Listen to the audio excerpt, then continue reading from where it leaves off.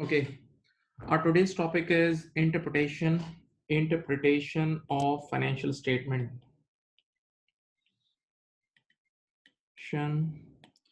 of financial statement. Also, we call it ratio analysis, right? Now, let a brief intro. Whenever we invest in any company, we get quarterly, half yearly, or by law, at least once in a year, we receive the financial statement of that company. The financial statement of that company is in a different language, and a normal person can't understand that language. So when we compute ratios, different types of ratios, we try to understand that financial statement. Or after computing ratios, that financial statement gives some meaningful message to us through which we can check the performance of that company. We can check the trend of that company, that whether the company is going up or down, and how's the performance of that company, right? Okay, so the name of this topic is interpretation of financial statement. Through this topic, we try to understand the meaning of that financial statement, right? Now, the first question is, why ratios? Why not raw figures?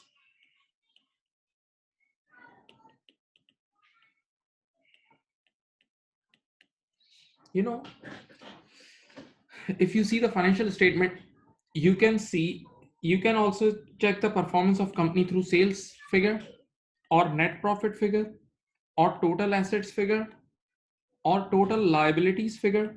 These all are raw numbers. These all are raw numbers. So a person can argue, or a student can think, sir, why can't we check the performance of company through these raw numbers? Sales is a raw number, net profit, total assets, total liabilities. Why are you computing ratios? Ratios means comparing two numbers. Ratios means comparing two numbers. So the simple answer is, listen here. For example, I just told you that there is a company whose net profit is $1 million. $1 million. Net profit is $1 million. So you will say $1 million is a big number. Okay, so $1 million is the profit, and profit is a raw figure. You know what I say next? I said that we earned this $1 million after investing $100 million. That means we invested $100 million, and after investing $100 million, we just got $1 million. So now just like take out the percentage, 1 divided by 100 into 100, this is only 1%. So return is only 1%. Return is only 1%. See, if you were seeing just a raw number, that is $1 million, it was very good. $1 million alone is very good profit.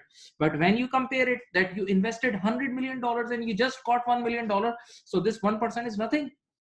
Let us say the interest rates are 8%.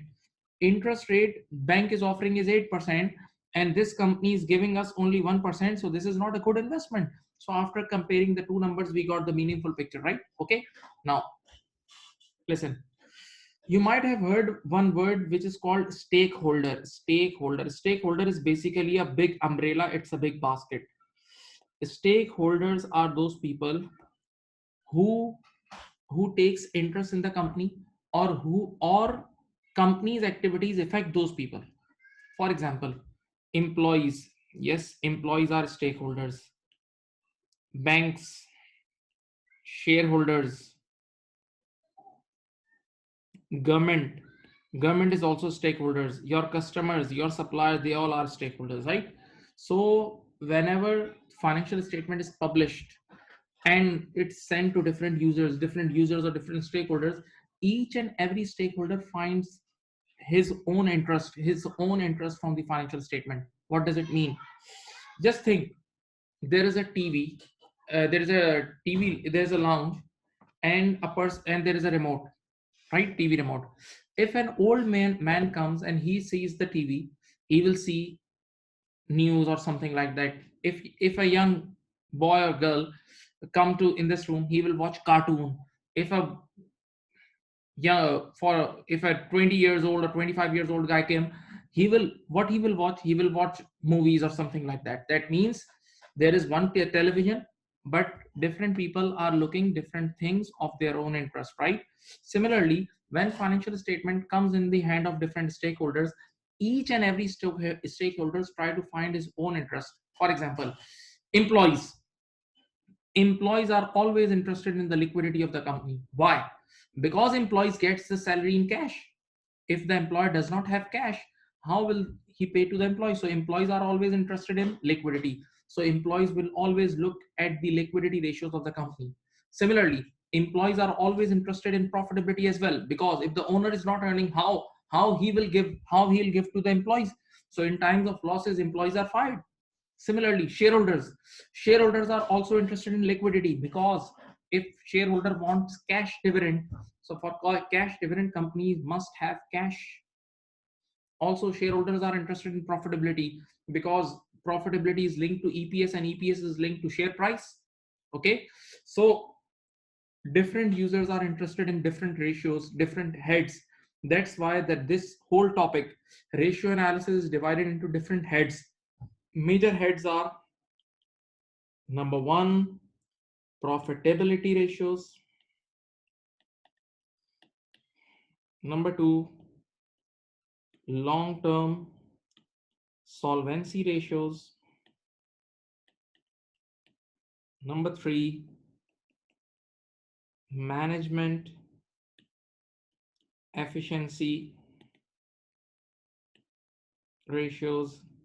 Similarly, there are two more heads, that is liquidity ratios and investment ratios, right? Okay, let's start with profitability ratios. Now, in the profitability ratios, the first head is return on capital employed. The profit in the profitability ratios, the first ratio is return on capital employed. Okay, in short, we call it ROCE or ROCE.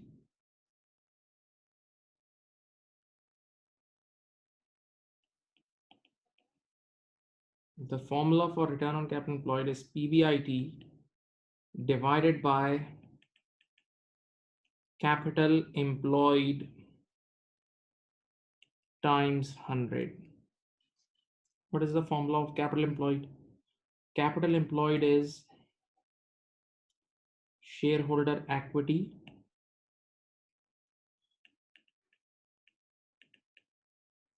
plus non-current loans or non-current liabilities. And there is one more formula which we call it total assets less current liabilities, right? Now wait. I have just written two formulas for capital employed. Number one is shareholder equity plus non-current loans or long-term liabilities, and second is total assets less current liabilities. Student asked the question, sir, these two formulas are same? Yes, these two are same, exactly same. So somebody may ask, sir, prove it. Let me prove it through SOFP. See, this is SOFP. You remember in SOFP, on the one side we write assets, on the other side we write equities and liabilities. Okay, for example, now look at here. For example, you have non-current asset NCA of 200 and you have current assets of 300. So your total assets are 500. Okay, asset side, you have total assets of 500. In equities and liabilities, you have ordinary share capital 100, you have share premium, it's also premium, share premium 50, and you have retained earning, of 200, let us say, or sorry, 100, right? Then this is the equity packet. Then you have non current liability or non current loans of 80. So this is 250 and 80 is, I think, 330. And then you have current liabilities of 170, right? Okay, so that's a balance SOFP. Now, what is capital employed? Look at me and listen very carefully. Capital employed means all long-term sources of finance, all long-term sources of finance. So what does it mean? It means shareholder equity. See, this is shareholder equity plus non-current loans. See, this is your capital. This is your capital employed. See, this is equity and this is loans. Equity plus loan. Okay, so 250 plus 80, it's 330. It's 330.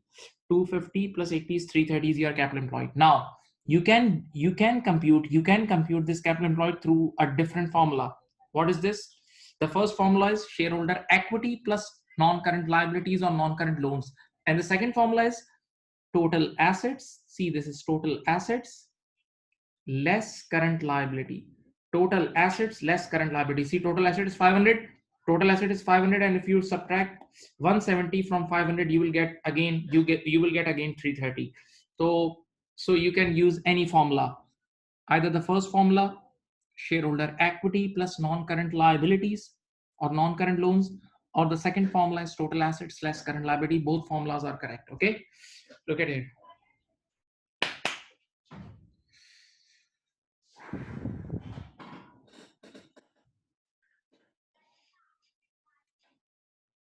Now, what is the formula? The formula is of ROCE, return on capital employed, is PBIT divided by capital employed into 100.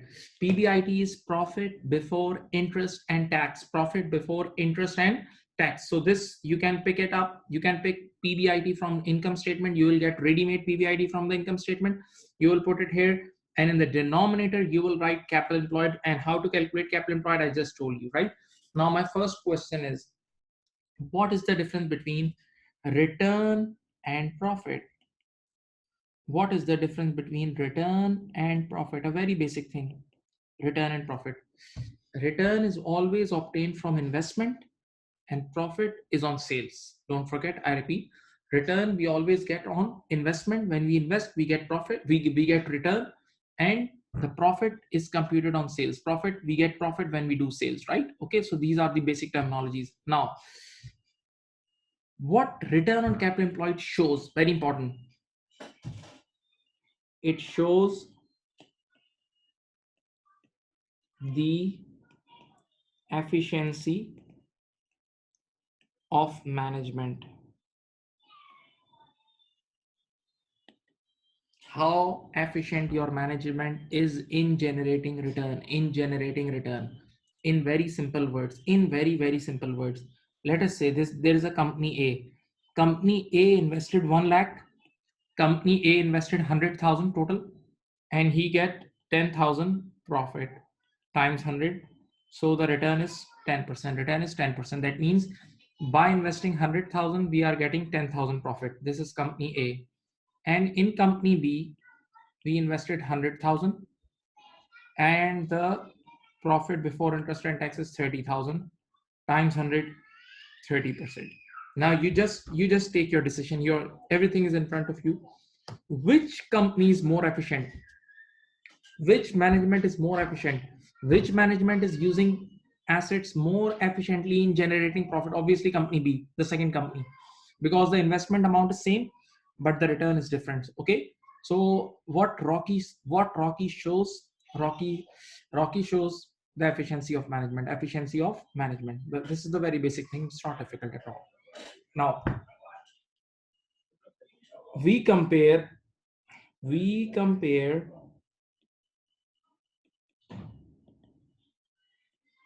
comparison of ROCE. Number one,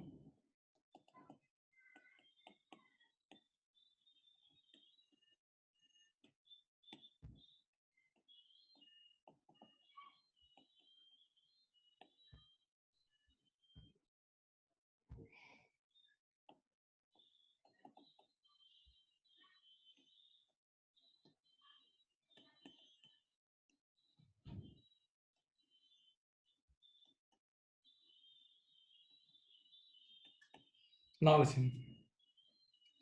Comparison of return on capital employed. Comparison of return on capital employed. Comparison of return on capital employed. Number one, we compare return on capital employed with interest rate. This is very important. Look at here. Let us say the return on capital employed of our company is 6%. My company's return on capital employed, my business return on capital employed is 6%, whereas the interest rate in the which bank is offering is 12%. So what should I do? I should simply close my business. Why? Because business means with risk investment. Business means with risk investment. In my business, I'm taking risk and I'm only getting 6%. So it's better I should invest my amount in fixed income. In fixed income, bank giving 12% without risk, and that is without risk. So the first rule, don't forget, your ROS, your return on capital employed, or your ROCE must be greater than the interest rate, must be greater than the interest rate. Your ROCE must be greater than interest rate. Don't forget. Okay. Otherwise, the business is not performing good. Business is useless. Number two, we compare rows with past the same company. We compare rows with our last financial year or 2 years. So we check the trend that what was the rows last year and this year. Okay. And the third thing is look at me. Third thing is with competitors same industry, right? Let us say we are talk about the car industry. So Toyota, if we are investing in Toyota company, so we will compare it with BMW, we'll compare it with Honda and other Ford and all other competitors, right? Okay. So this is very common. So these are the comparison of rows. Now I'm going to move towards the advanced area, the next level discussion of rows, which is technical discussion.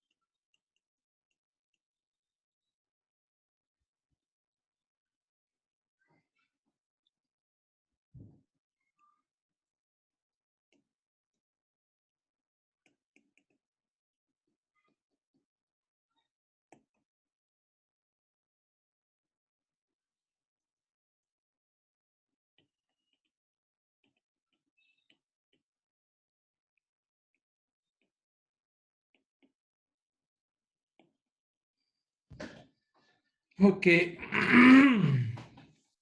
I have written 5 points and I'm going to explain you these 5 points, and these all are advanced commentary, right? Okay. So the first thing is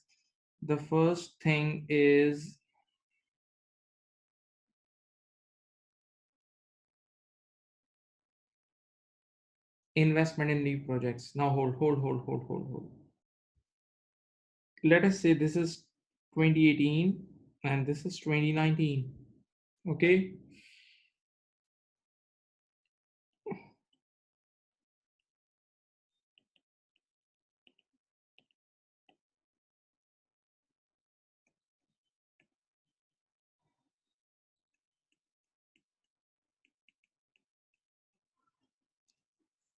Now, many students, they write wrong commentaries in exams, and this thing is highlighted by examiner in the examiner reports.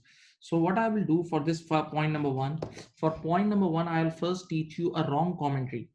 Then I'll teach you what is wrong in that commentary, and then I'll tell you the correct words. Be very active. Be very active. Listen. Whenever there is a major change in rows, Rocky, always look at the carrying value of non-current assets. See, NCA stands for non-current asset. NCA stands for non-current assets, right? Okay, so your ROS decreased from 20% to 15%, and your non-current asset increased from 2 million to 5 million. So now the student will ask, sir, when non-current asset is increasing, why ROS is decreasing? Let me give you a one wrong answer, and still people find it logical. Listen, look at here. When see your non-current asset is increasing, that means when your non-current asset is increasing, your total assets also increasing. When your non-current assets increases, your total assets also increases. And look at here, when your total assets increases, your capital employed goes up. And when your capital employed goes up, capital employed is the part of denominator, so your ROS will go down. I repeat, look at me. See, when your non-current asset goes up, so non-current asset is the part of total assets. So when non-current asset goes up, your total asset goes up. And when your total asset goes up, your capital employed goes up. And when your capital employed goes up, your return on capital employed goes down. So it's very, very logical. Students say, sir, see, non-current asset increasing, so assets also increasing, total assets also increasing, and when total assets increasing, capital employed increasing, so automatically ROS will go down. Makes sense, but this is wrong commentary. What is the right commentary and why this is wrong? Let me tell you. You know, non-current asset is increasing. That means we have opened more new shops, we have opened more retail outlets, we may have invested in new factories, we may have invested in new operations. Okay, so when we open new retail outlets, so I agree that our assets increases because we have opened new outlets, so our assets goes up. And when your asset goes up, your non-current asset goes up, your denominator goes up, but you have also earned something from those assets. You invested in new assets, so those new assets will gonna earn you, make you profit, make you sales. So your numerator also goes up. Now you tell me, both denominator and numerator, because if you have invested in new non-current assets, you might have earned something from those new assets, from those new shops, from those new boutiques, those new retail outlets. You must have earned something. So now what's the correct answer? Sometimes what happens, we do, look at here. Sometimes what happens, we do investment in new projects, new projects. New projects means no experience of that business in past, or we have launched a new product, or we have opened our shop in a new area where nobody knows us. So that's the routine sayings, that when you start a new product, when you start a new business, so in the early days, in the first year, you don't make big profits, you go slowly, and with respect to time, you make goodwill, and then you become a super hit guy. It applies everywhere, in teaching, all profession. Then when you start a new thing, you go slowly, right? So now we can say that it may be possible that company has invested in a new product. So when company has invested, look at me and listen very carefully. When company has invested in a new product or a new area, so your denominator goes up immediately. For example, your denominator goes up by 50%, but that new product didn't get you good return in the first year because you are new. So your numerator only goes up by 20%. Now think mathematically. Denominator increases by 50% and numerator increases by just 20%. So automatically your ROS will go down. Automatically your ROS will go down. This is the real commentary. This is the real answer, right? Okay, so don't forget that investment in new projects may decrease your ROS. Investment in new projects may decrease your ROS. Okay, look at wait, think over it. Number 2, size of business distort comparison. Hold, let me give you example. Let us say I have 2 students with me. To the first student, I gave him $1,000 and I tell him, today to invest. Okay, so he took $1,000 from me, and after 1 year, he returned me $1,200. Today I gave him $1,000, and after 1 year, he returned me $1,200. So $200 extra, and $200 is 20% of 1,000. I gave him 1,000. In return, he gave me total 1,200. So the first guy gave me 20% return. The first guy gave me 20% return. Look at me very carefully. Now, what I did to the another guy, I gave another guy $10 million. $10 million. Okay. Next year, that guy gave me $11 million in return. Today I gave the second guy $10 million, and the next year he returned me 11 million. So 1 million extra. So 1 million divided by 10 million, which I gave him, times 100, the return is 10%. So the first guy gave me 20% return, and second guy gave me 10% return. The first guy gave me 20% return, and the second guy gave me 10% return. So what I did, I started scolding second guy that what you did, you wasted my money. You just brought 10% return. 10% is nothing. See the other guy, he brought 20% return. So the second guy told me, sir, what you are doing? How you can compare the $1,000 with $10 million? You just gave $1,000 to the other guy. So 200 is nothing. Just he may have added this 200 from his own pocket, but you gave me $10 million. It's very difficult to manage $10 million. It's not an easy job. So this comparison is not like with like, because the size of investment is not same. So same is the case here. If you are comparing two businesses, and the size of these two businesses are not same, so their roles may be different. Or give you one more example. Let us say we have two businesses in two different cities. So maybe the income patterns, the per capita income, the lifestyle, the spending patterns of the two cities are different. So definitely the returns of the two cities will also be different. You just think, I have two branches of my institute, one in city X and the second in city Y. So there is definitely a demand difference between the two cities. Or you can just think, I have one branch in London and the second branch in Scotland. So there is a big difference between the buying power of London people and Scottish people, right?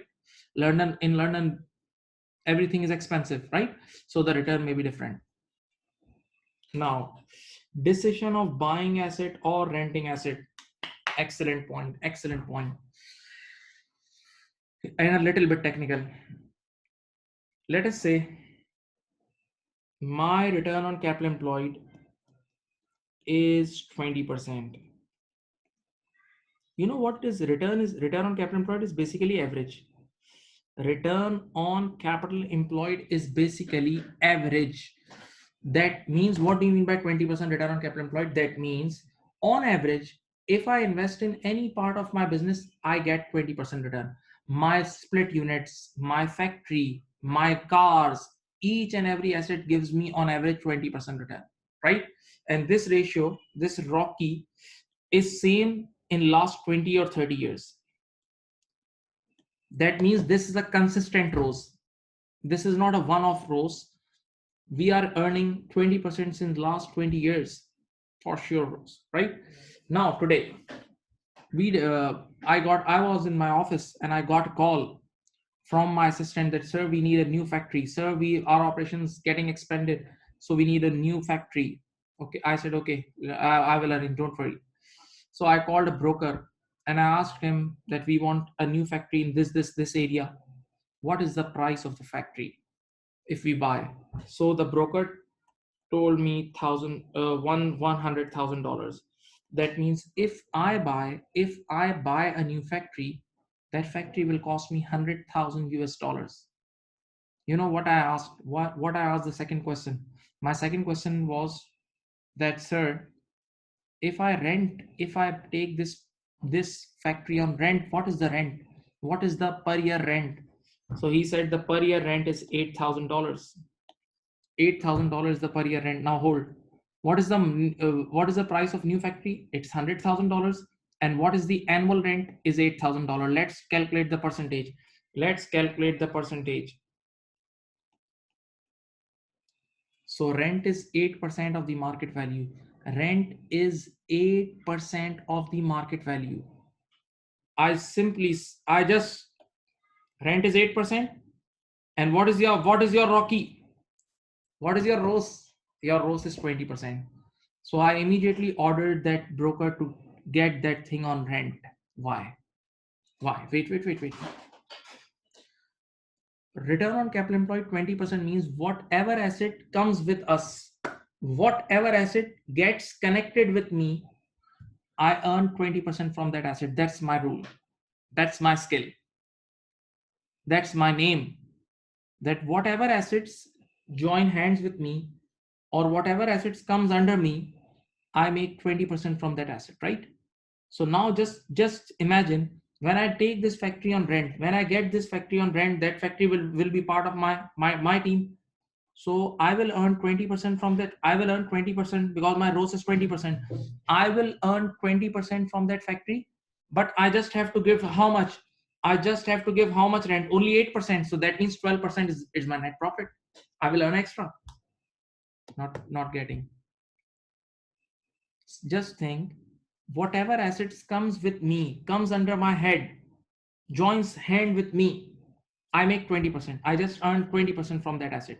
So I will earn 20% and I just have to give 8% rent. So simply an additional 12% will go in my pocket extra. So no need to buy. Why investing? It's better you take on rent and enjoy the extra 12%. So the central idea of the story is that sometimes return on capital employed is used when you are taking decision of taking asset on rent or buying them.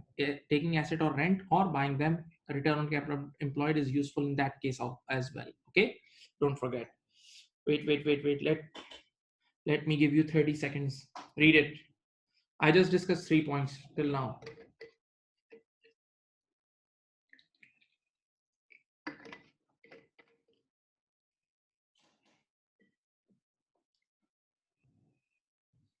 Now the fourth point is using cost model or revaluation model. You all students, you all know what is the difference between cost model and revaluation model. You all know this. No need to tell you this. Now, let us say this is company A and this is company B. Company A uses cost model. Company B uses revaluation model. Okay. The return on capital employed of company A is 25%. Company B ROS is just 15%. Okay. Now, let us say I'm the owner of company B and I have started criticizing my managers. I've started criticizing my managers that see your ROS is only 15% and the competitor is earning 25%. Then my manager explained me one simple thing. He said, "Sir, that's not our issue. That's the issue of your accounting policy. Sir, we are using revaluation model. And in revaluation model, assets, properties, plant and equipment and assets are reported at market value." Now hold. Let us say 10 years back, 10 years back, I bought a property for 1 million pounds. 10 years back, I bought a property for 1 million pounds. And now the market value of that property is 5 million pounds. Repeat. 10 years back, I bought a property for 1 million pounds, and now the market value of that property is 5 million pounds. Okay. So if I'm using revaluation model, so obviously I'll report asset at $5 million. So the company, look at here. So the company using revaluation model, they will have higher value of assets. See, so their assets will be higher. And when their assets will be higher, their capital employed will be higher. And when their capital employed will be higher, their return on capital employed will be lower. I repeat, see, the cost of my property is $1 million. 10 years back, I bought it for $1 million. and today that property's value is $5 million. So if I'm using revaluation model means using reporting assets at market value, and market value is higher. So when I use revaluation model, the value of my assets will be higher, and when the value of my assets will be higher, my capital employed will also be higher. So my ROCE will be lower. My return on capital employed will be lower. Okay. So this is very common sense thing. Wait, hold. That if a company is using revaluation model instead of cost model, look at me and think. If a company is using revaluation model instead of cost model, ROCE will be lower. ROCE will decline, okay, because of the higher values of assets. And the last thing now, and the last point of discussion is timings of investment. Timings of investment. The last point to discuss is timings of investment. Now you just think that I'm the owner of a big brand like Zara, Next, River Island, or any brand, and I have to open 2 new boutiques this year. I have to open 2 new retail outlets this year. Okay. So now what I will do, listen,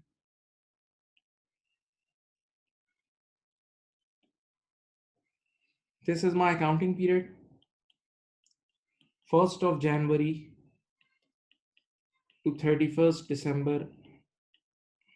Okay. Now, this is my accounting period. What I did, I opened this new boutiques and new retail outlets in the month of November. So when I open new shops or new retail outlets in the month of November, so by the end of the December, these will be part of my assets. Obviously, I've opened the new boutiques, the new retail outlets in the month of November. So by the end of by the end of December, these all boutiques, these new retail outlets must be the part of my assets base. So just think, my assets will increase. See, my assets will increase immediately. And when my assets increase immediately, because these boutiques are parts of my year-end assets, so they have just increased my denominator. But just do you think that these boutiques will give me full year profit? No. I have opened I have opened the boutique in November, so that means I just earned 2 months from those boutiques. I just earned 2 months from those new retail outlets. So when I have earned only 2 months from those retail outlets, so that means only 2 months effect in the numerator. In the numerator, the effect of these new boutiques is just for 2 months, but in the denominator, full effect is included. So obviously the ROCE will go down.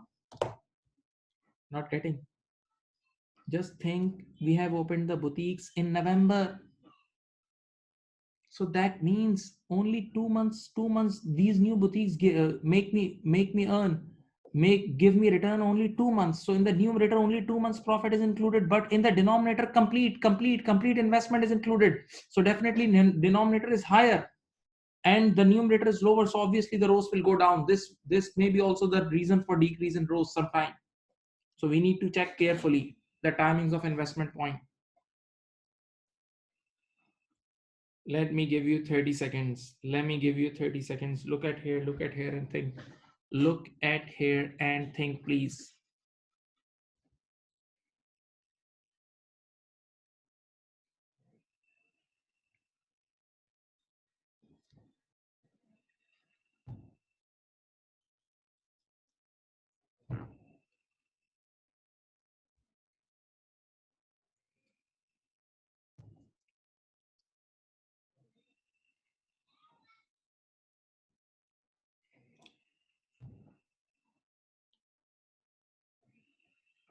Now, the second profitability ratio is GP margin. That is gross profit upon sales times 100. And there is one more margin which is called operating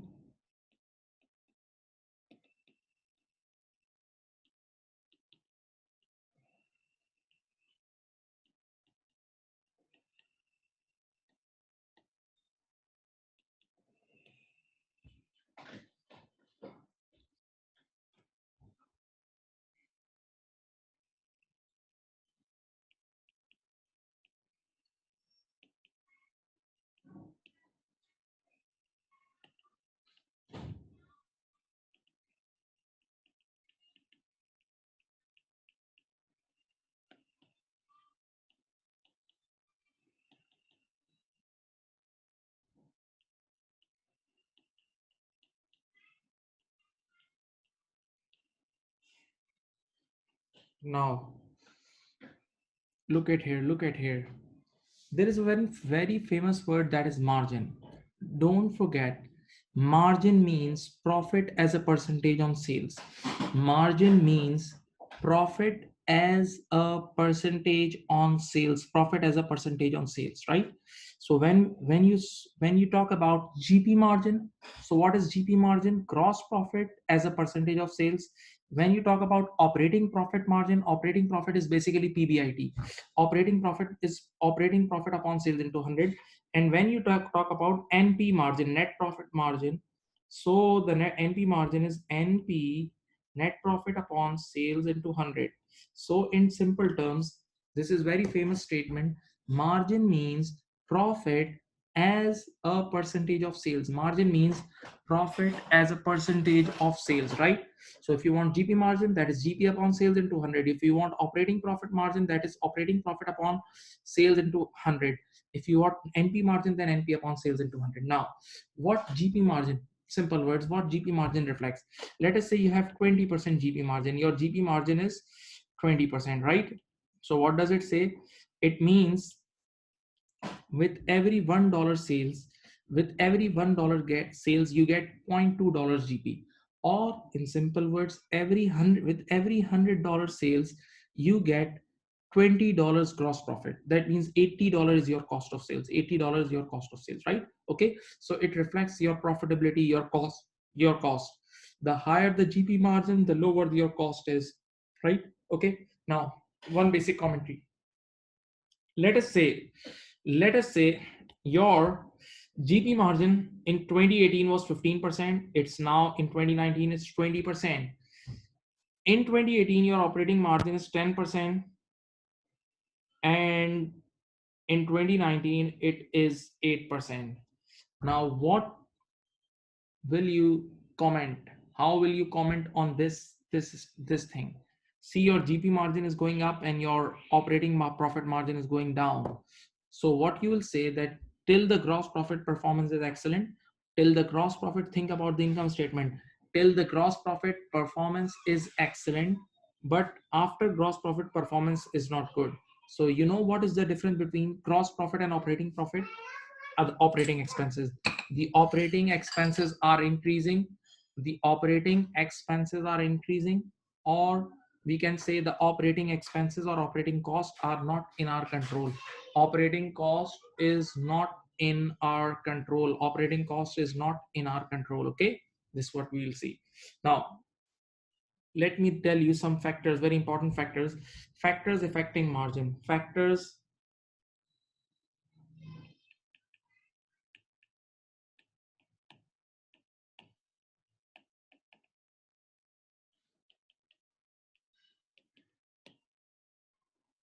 affecting margin. Number one,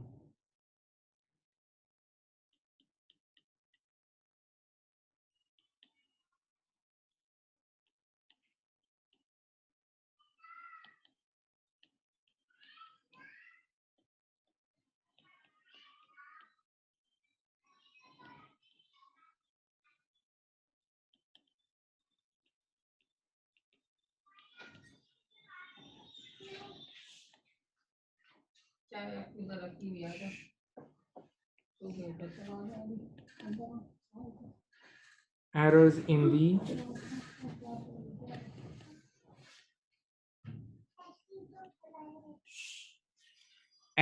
in the valuation of stock. Now look at here. For example,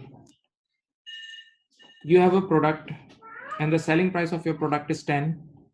The cost of the product is 5, cost per unit. So your profit will be, your gross profit will be 5. Okay, look at here.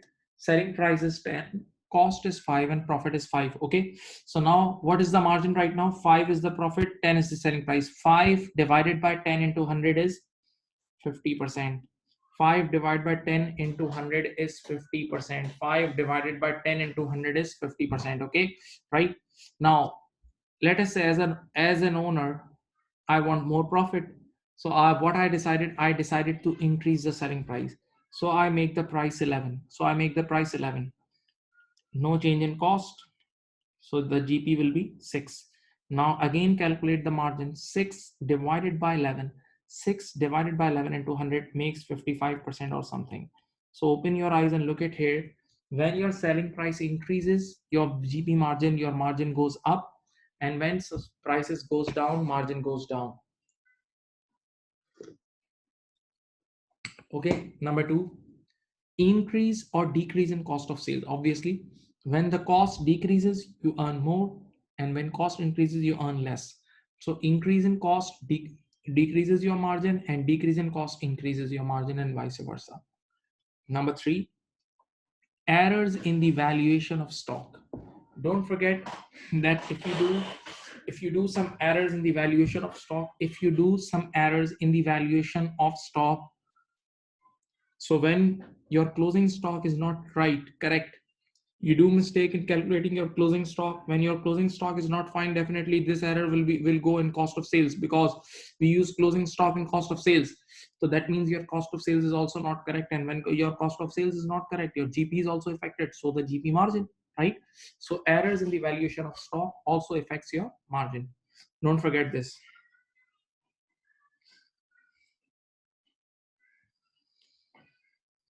Look at here, just for 10 seconds. 10 seconds, please.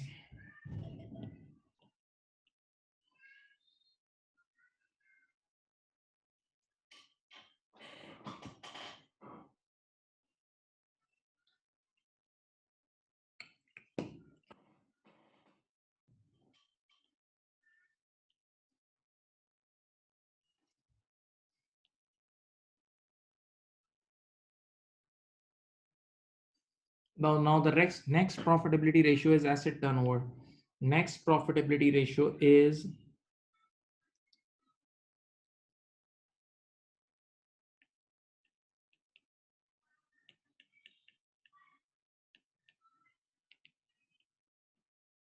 sales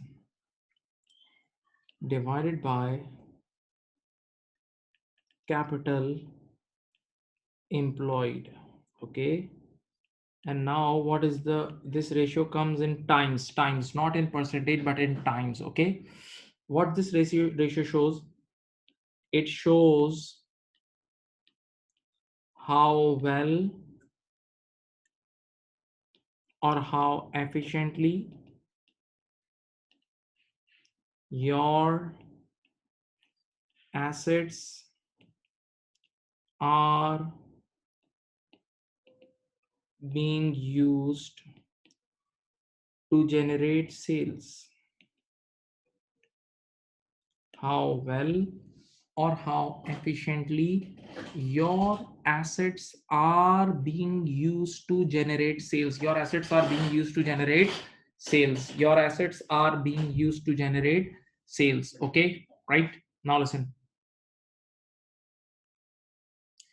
First example, let us say I am the owner of a pizza shop. Okay, and now I want to start home delivering pizza. So I bought a new bike for $30,000, right? I bought a new bike, a new motorbike for $30,000. And because of this new 30,000 motorbike, I got success in delivering $150,000 pizza. My sales increased to additional sales became 150,000 because of this investment. So I delivered pizza worth of $150,000. So by doing this investment of 30,000, I made sales of 150,000. So let's cancel it out. You know the table of 3, it's 1 and this is 5. So the answer is 5 times. What does it mean? 5 times means, 5 times means with every $1 investment in non-current asset, we are generating $5 sales. 5 times, 5 times. With every $1 investment in non-current asset, we are making $5 of sales. So our efficiency is 5 times. Our efficiency is 5 times. Okay. So the greater, look at me, the greater this number, the greater is our efficiency, right? Okay. So now student asks sometime, sir, by looking the formula, by looking at the formula of this, we can recall one more ratio, return ROCE. there is some similarity. There is some similarity in asset turnover and Rocky. Yes, and there is a relationship also which I'm going to tell you soon between Rocky and asset turnover. Between Rocky's return on capital employed and asset turnover. Just look at the formula of asset turnover and think about Rocky. Look at the formula of asset turnover and think about Rocky. In the Rocky, in Rocky formula, numerator we write PBIT, and in asset turnover formula in numerator we write sales. So now what's the major difference? Asset turnover shows how well or how efficiently your assets are being used to generate sales. Your assets are being used to generate sales. And what Rocky says? Rocky says how well or how efficiently your assets are being used to generate profits. Your assets are being used to generate profits. That's what Rocky says. Okay.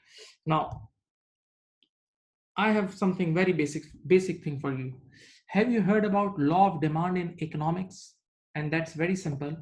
That whenever price goes down of any product, so the quantity demanded of that product increases. Customers comes when you announce for a sale, or discount. When you give discount for any product, normally you get new customers. So you get more rush of customer, right? So now, if I want my assets to be used full day non-stop, and if I want a lot of customers, so I need to decrease the selling price. So my dear, don't forget, whenever you decrease your selling price, the quantity demanded, the rush of the customer comes to you, and now your assets will be used more efficiently. Non-stop, your assets will be used to generate sales. So by decreasing selling price, you can increase your asset turnover.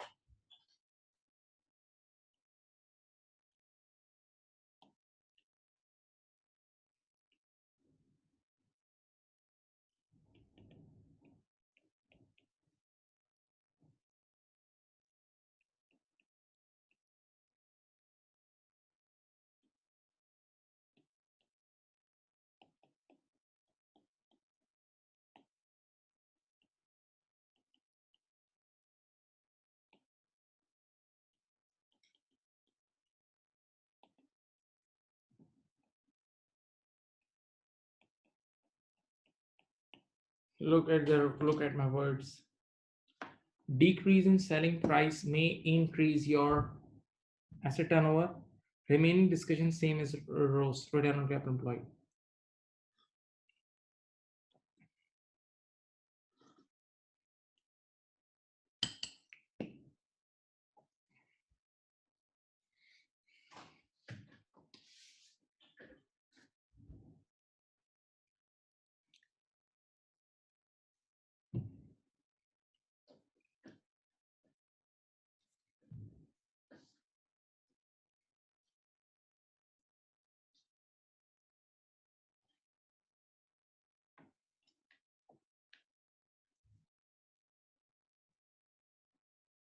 Now, let me tell you the relationship between Rocky and asset turnover. Now, look at here.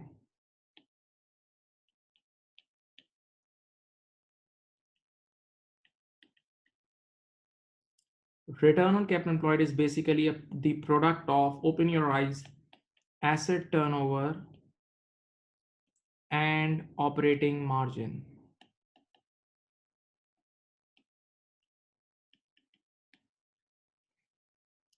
Return on capital employed is basically the product of asset turnover and operating margin. Now, let's double click on these two formulas. What is asset turnover? What is asset turnover?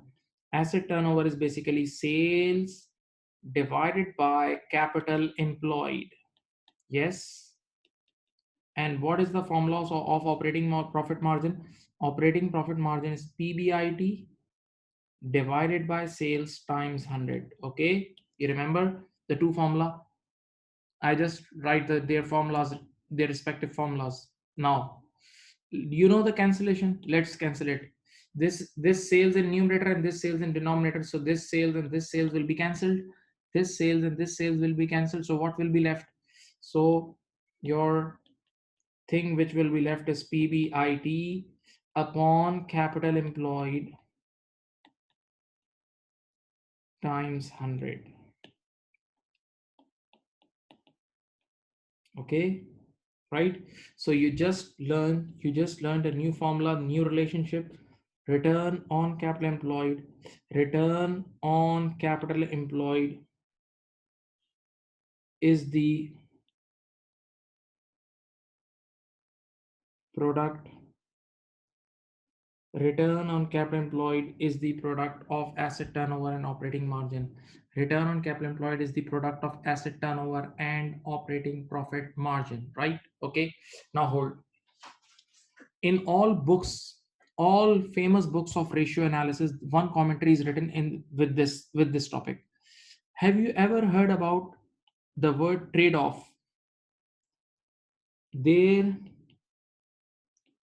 is a trade off between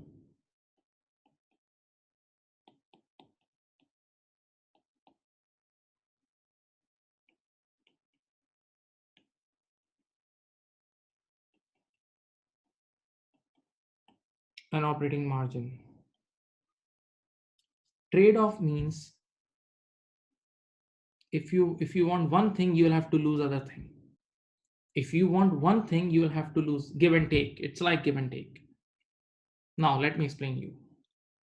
Let us say we just studied, we recently, before 10 to 12 minutes, we studied margin. You know, margin is dependent on selling price. Please look at me and be very active. Margin is dependent on selling price. For example, the selling price of my product was 10 and the cost was 5. So automatically the profit is also 5. Look at me. Right now, what is the margin? 5 divided by 10. 5 divided by 10. Right now, my margin is 50%. Right now, my margin is 50%. But let us say I'm a greedy person. I'm a greedy owner, greedy businessman. So I want more profits and more margins. So to get this objective, I increase the selling price.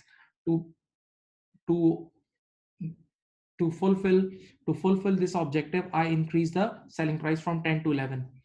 No change in cost, so my profit goes up. Now what is my new margin? 6 upon 11 into 100 is 55%. Yes, yes, yes. By increasing selling price, I achieve one target. My margin goes up. My margin increases. But according to law of demand, you remember, when we increase the selling price, the quantity demanded goes down, customers run away. And when the quantity demanded goes down, so now our assets will not be used more efficiently for generating sales, so our asset turnover goes down. So this is what we call the trade off. If you want to increase your operating margins, by increasing your selling price, you will have to decrease your asset turnover. So there is a give and take. And obviously vice versa.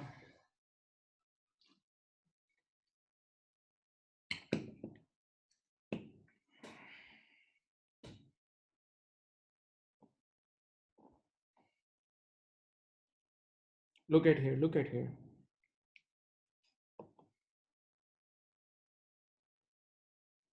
Okay, so don't forget, there is a trade-off between asset turnover and operating margin. There is a trade-off between asset turnover and operating margins.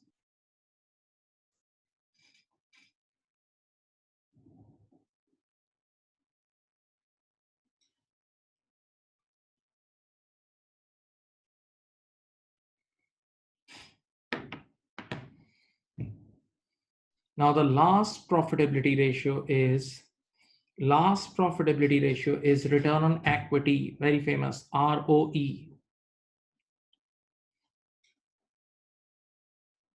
Return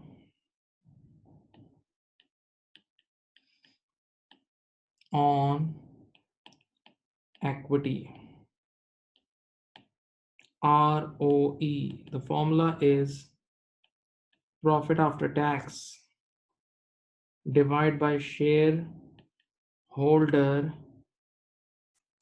equity times 100. Okay, profit after tax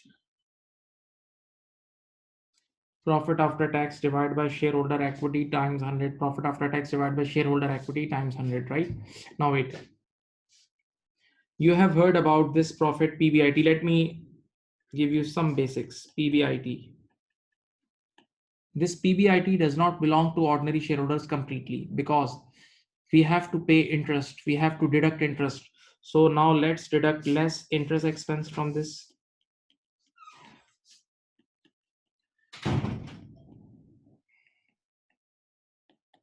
This is PBT less. Now this PBT also does not belong to ordinary shareholders completely because there is one thing, government. We have to pay tax to government, tax department is there. Now we'll deduct tax expense. So this is the final profit, or we call this profit after tax. We also call this PAT as profits attributable to ordinary shareholders.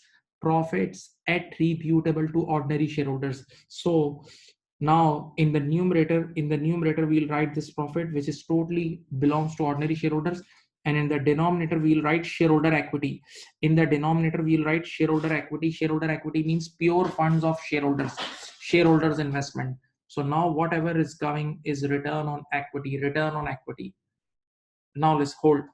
What is ROCE? What is the difference between ROCE and ROE? There's a big difference. Don't forget. This is ROCE, return on, and this is ROE. This is ROE and that is ROCE.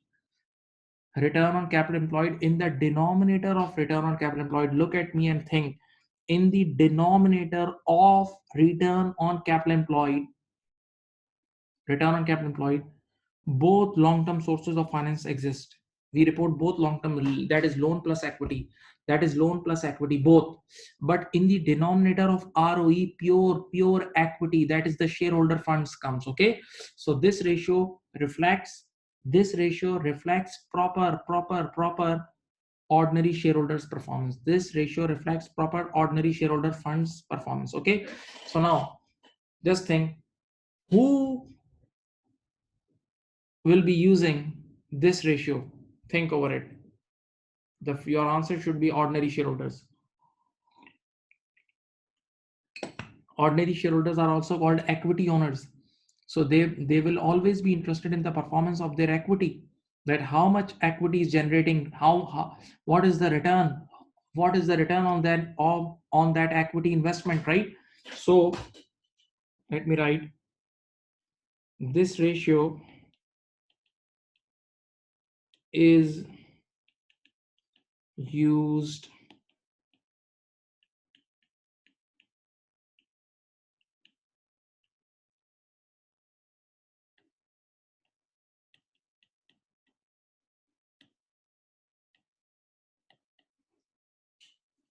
This ratio is used by ordinary shareholders before investment. Okay, right?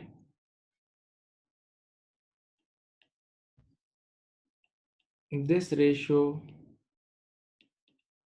also used by parent company before buying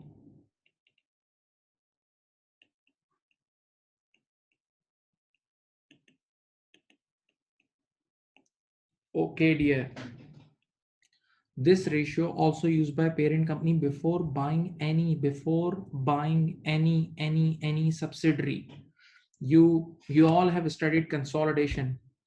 In consolidation, when parent company buys subsidiary company, when parent company buys running business of subsidiary company, parent company buys it through ordinary shares.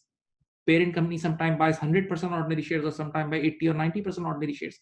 So in short, parent company is buying equity of subsidiary company. So parent company is definitely interested in this ratio, ROE, right? That what is the return, because parent company is investor and subsidiary company means investee. So parent company normally looks at this ratio. Okay, don't forget.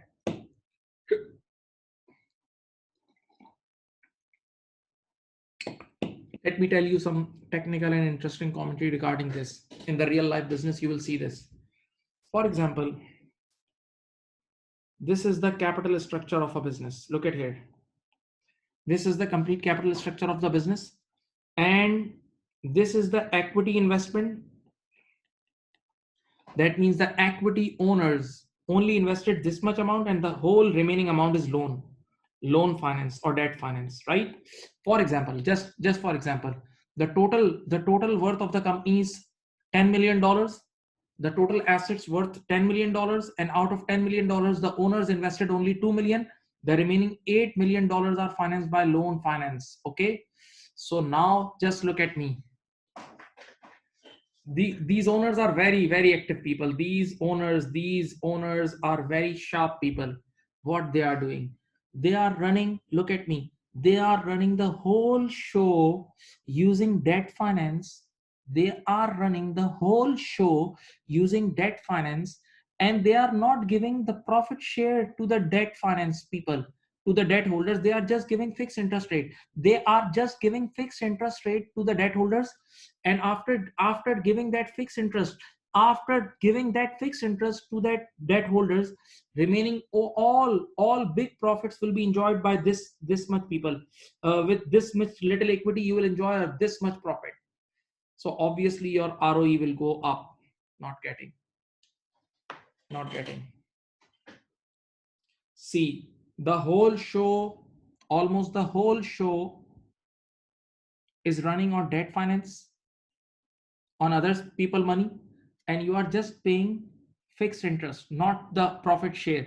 You are not giving profit share to the debt finance holders. You are just giving them fixed interest, and after deducting that fixed interest, the big profits are enjoyed by few small equity investors. So the equity will be low, the equity will be too low, and the PAT will be high, so ROE will also be higher. But yes, my dear, take my word, this is the risky business. Because loan finance means fixed cost. Loan finance means big, you have to pay fixed interest. And I think you might have heard this statement that fixed cost increases the risk of owner. Okay. So this is the practical application. Don't forget.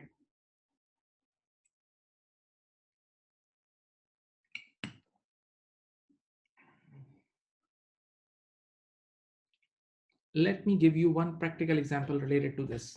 This is very practical example. And I also gave you this example before as well, where with the return on capital employed using rent example. For example, my return on capital employed is 20%. Students, don't forget that return on capital employed is average. Return on capital employed is average what we are getting from all the assets. So that means all assets are giving us 20% return. Our split units, our factories, our cars, our furnitures, each and every asset is giving us 20% on average. Okay. And now I was in my office. I just got a call from a bank manager and he offered me $10 million loan. I said, how much interest rate will you charge? He said, we'll charge 6% interest from you. I opened my laptop and I checked my ROS. So the ROS is 20%. And the bank manager is giving me $10 million with only 6% interest rate. What should I do? Accept or reject? Accept. Why? Now I'll take $10 million loan and I'll invest that $10 million in my business. I will invest that $10 million in my business and I will earn 20%. I'll earn 20% from that $10 million. And in return, I just have to give how much to bank? 6%. So the remaining 20% top is my profit, is my enjoyment. Not getting?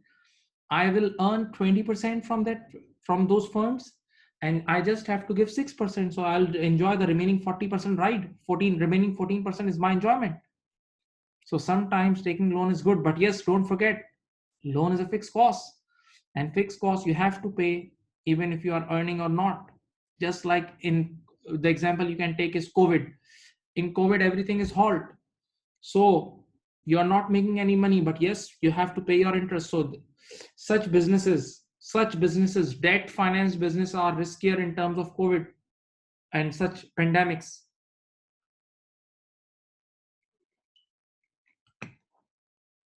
So that's the end of our first head, that is profitability ratio. Let's move to long term solvency ratios.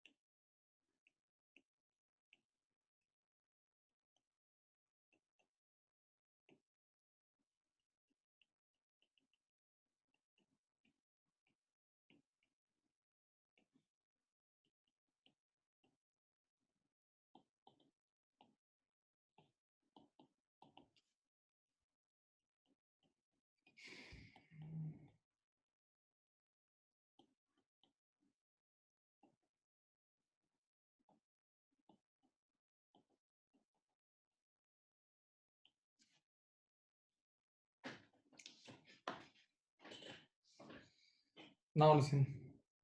The next head. Now we have changed the head. Next head is long term solvency ratios. What does this define? Long term solvency ratios tells us the long term risk, that how much company will exist, how much time can company exist in long term, what are the risk profile of that company. Okay, so the first ratio is gearing. I have written two formulas in front of you. Let me explain you in very basic and very simple terms what is gearing. Let us say I am starting a new business. So I brought $100 from my home. That is my equity. Okay, I'm the owner, and I brought $100 from my home, and $50 I have taken loan. $50 I have taken loan debt now. So my total finance with the business is 150. And now what gearing says that what is the proportion of debt finance to the total finance. That means in the numerator you will write loan finance, and that means loan, and in the denominator you will write the complete circuit, that is loan plus equity. So 150 times 100, this is 33.3%. Okay, so your gearing is 33.3%. In short, what is gearing? Loan finance divided by the total finance. Loan finance in the numerator divided by total finance into 100. So this is gearing. Now, what do you think? Is it good? Higher gearing is better or lower? Higher gearing better is or lower gearing is better? Higher gearing means the company has taken too much loans. Company has taken too much loans. So is this good to take too much loan? No. High loan means high fixed cost of interest. Giving you two reasons why loans are bad. If company has taken a lot of loans, that means higher loans means higher interest, and interest is a fixed cost, and fixed cost increase the risk of owner. Whether you are earning or not, you have to pay fixed cost. Fixed cost is not an activity related cost. Fixed cost is not an activity related cost. Fixed cost is not an activity related cost, my dear. So this is not good for any business. And number two, the second reason why the loans are bad. When you take loan, you commit a repayment date.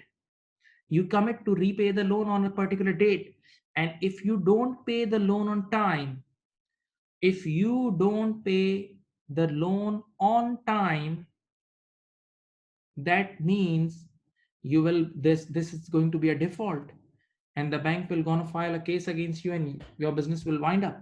So these are the two risks. Number one is interest, and number two, the repayment tension. The repayment tension, it's a very big tension, and a lot of time examiner has given this in different qualifications like ICAEW, ACCA, everywhere, that repayment date is near and you don't have cash to repay. So how will you repay? Just think.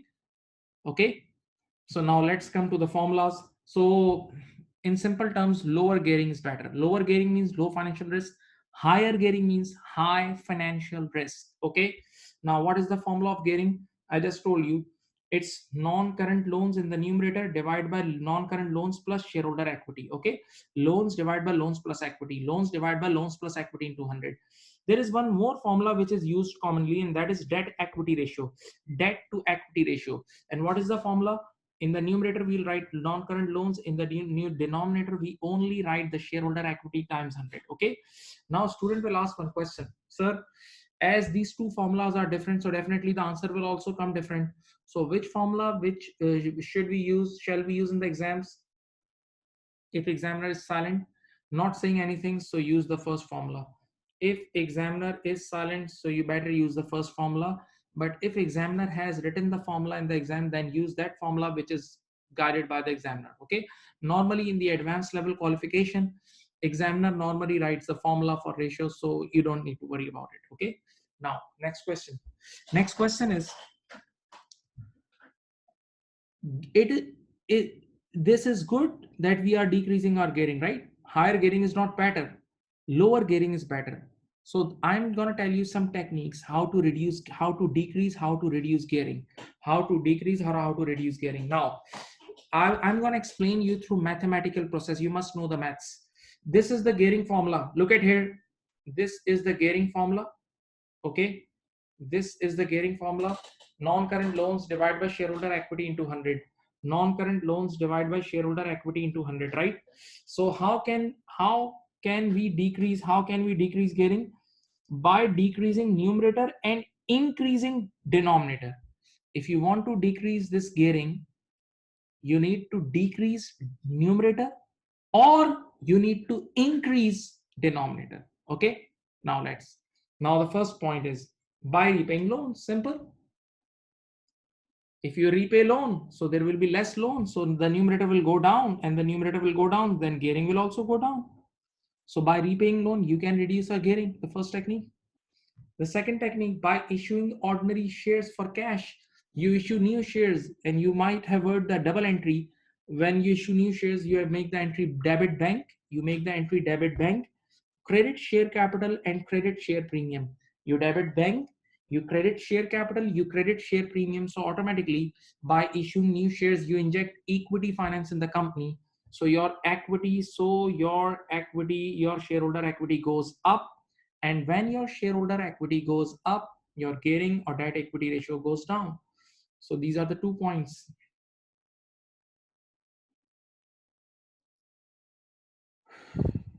Now the third point is, by upward revaluation of non-current assets.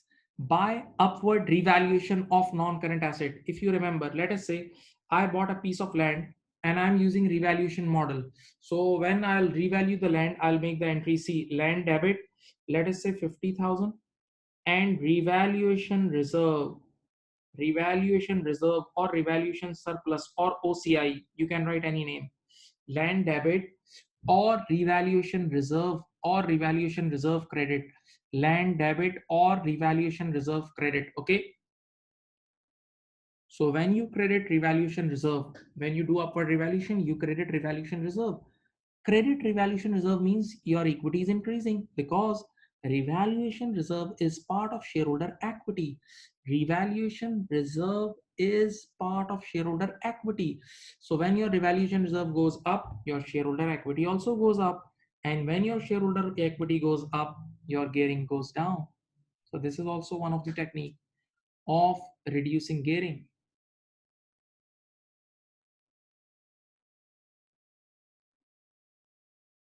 And the last point is, by not paying ordinary dividends, this is very interesting. Now look at, first let me go forward and then I'll take reverse gear, I'll apply reverse gear. Look at me. You know, whenever any company pays ordinary dividend is paid through from retained earning. Don't forget, ordinary dividend is paid from retained earnings. So when we distribute dividend, we make this entry: retained earning debit and cash or bank credit. We pay cash. So what is the entry? What is the entry? Double entry for ordinary dividends, retained earning debit and cash credit. That means we are distributing our retained earning. We are distributing our equity. So when you pay dividends, look at here, when you pay dividends, you pay it from retained earning. So your retained earning cuts down, your retained earning goes down.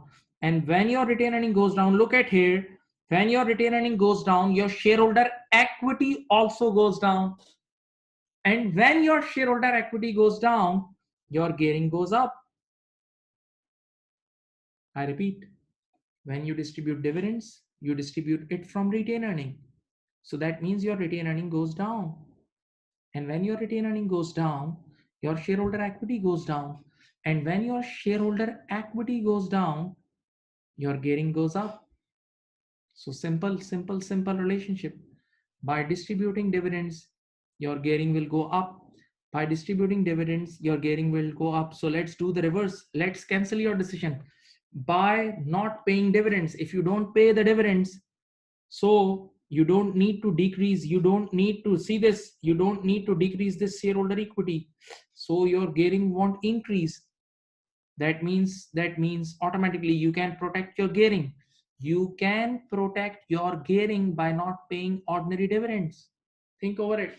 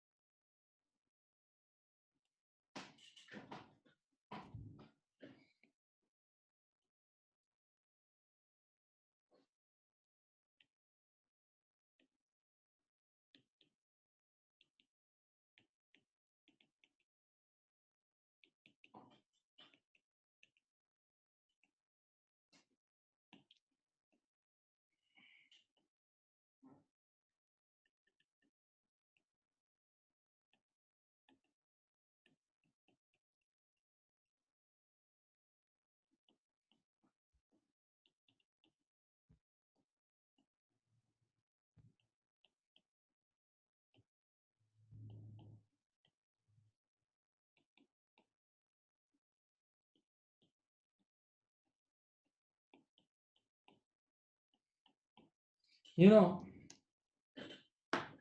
for some companies it is good to increase gearing, because high gearing means high loans, and loan means debt, and debt, don't forget, debt is a cheap source of finance.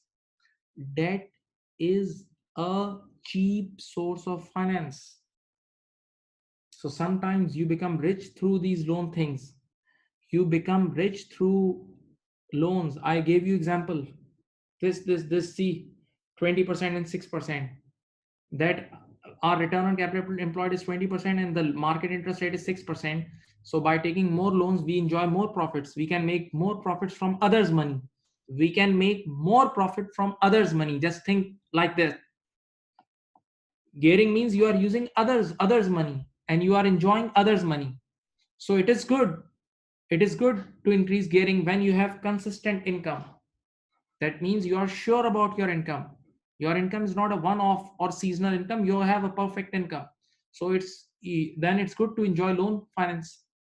And number two, with goods asset for security. Simple is that when you go to the bank or any financial institution for asking loan, they ask guarantee. So if you have good proper assets for security or for charges, you might have studied this word charges in your law paper, right? Fixed charge or floating charge. That if you have proper assets to give to the bank for security, then you can easily enjoy the loan. Okay, so this is the other side of this ratio.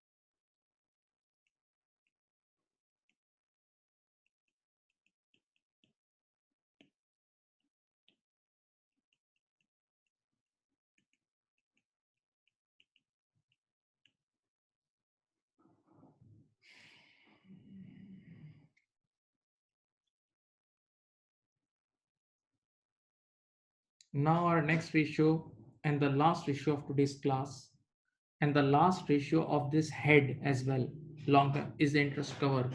The formula of interest cover is PBIT. My dear, look at here. The formula of interest cover is PBIT divided by PBIT divided by interest expense, and the answer comes in times. What interest cover shows? It shows the interest paying ability of of your company. How easily you can pay off your interest, right? Interest paying ability of a company. Now, let me give you a very basic example you will understand. I'm presenting two companies in front of you.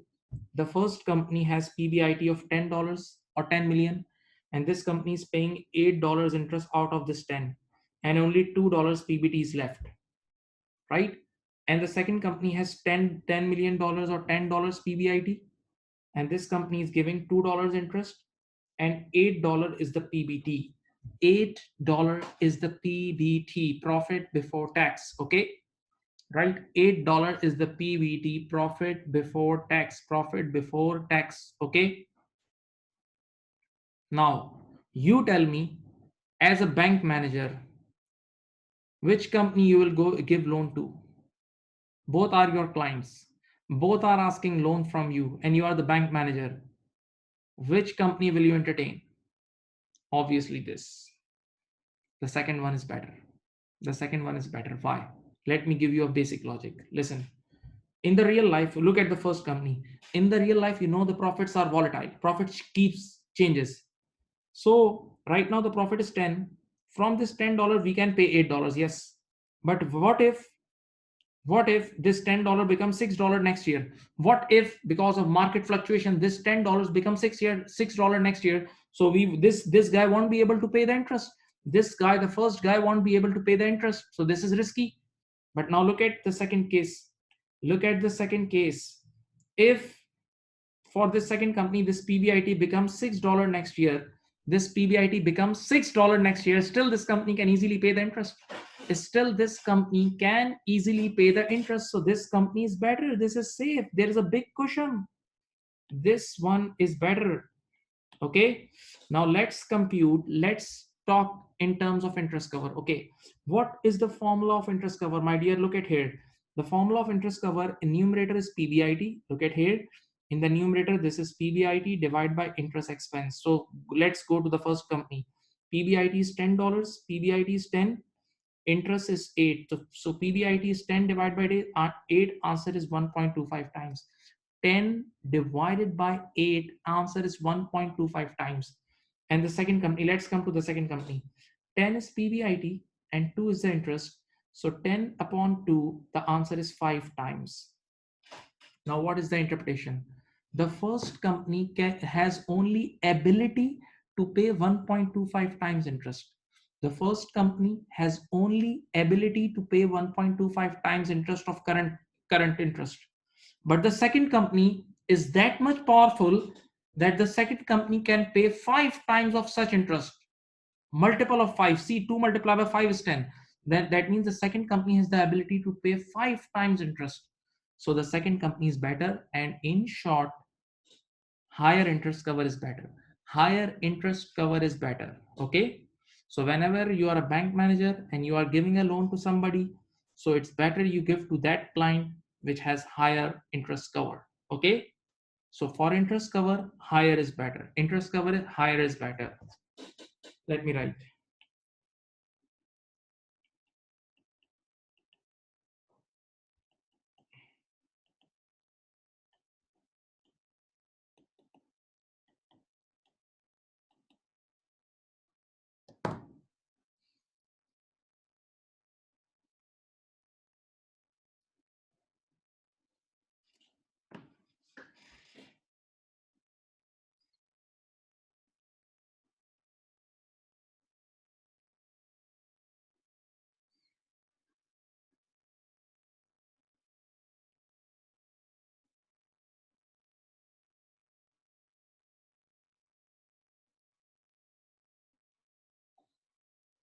Now let me write one statement, the last statement. Interdependence between ratios. Interdependence between ratios. Maybe the spelling is wrong. Interdependence between ratios.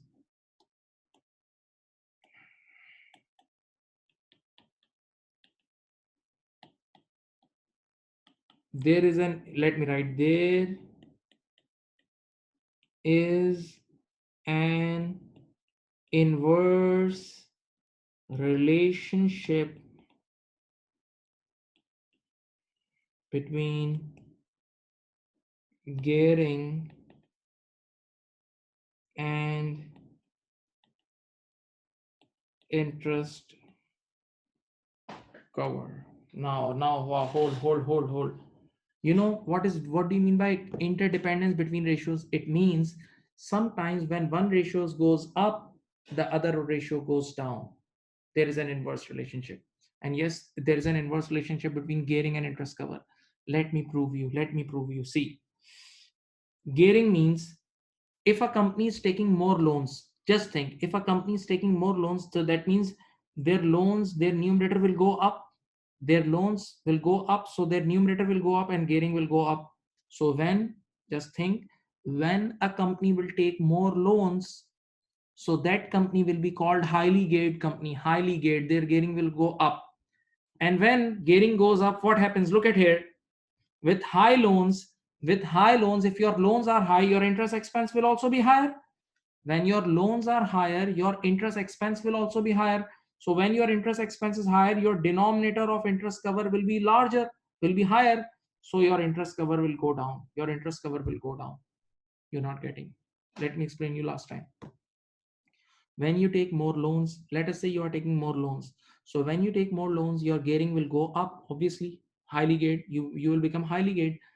When you take more loans, your numerator of the loans of the gearing will go up, so automatically your gearing will go up, right?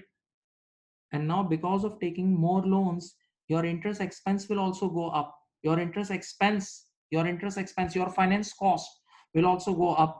And when your finance cost goes up, see the formula, your denominator of interest cover goes up and your interest cover goes down. So we can conclude that there is an inverse relationship between there is an inverse relationship between gearing and interest cover. Okay, right? So let's end the lecture.